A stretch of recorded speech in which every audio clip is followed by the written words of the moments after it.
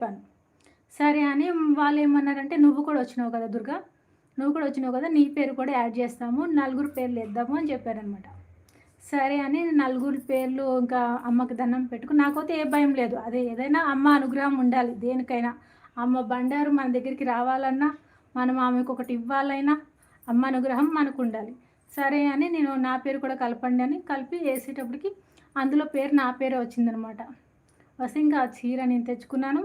అప్పటినుంచి నేనొక మంచిగా అనుకున్నాను. అమ్మ దయ నా మీదుందని. అప్పటినుంచి ప్రతి వారానికి ఒక చీరైనా నాకొస్తది. అంటే అమ్మ రూపంలో అమ్మ ఎవరితోటైనా పంపియడం. అది అక్కడి నుంచి అది అక్కడి నుంచే మొదలైంది. నాకు ఇంకొకళ్ళు చీర నాకు పెట్టడం. అంటే ఒక చీర మనం ఒకళ్ళకి ఇవ్వాలన్నా మనం ఆడోళ్ళం ఎట్లుంటదంటే ఎన్ని చీరలున్నా ఇంకొకళ్ళకి ఇవ్వాలని మనం అనిపించదు. కానీ నేను ఎవరైనా ఇంటికెళ్ళినా నాకు చీర పెట్టడము, ఒక గౌరవం అమ్మ దగ్గర నుంచి దొరికిందని నేను ఆ రోజు నుంచి మొదలని నేను అనుకుంటాను. ఇప్పటికి ఇప్పటికి కూడా అమ్మ దగ్గర నుంచి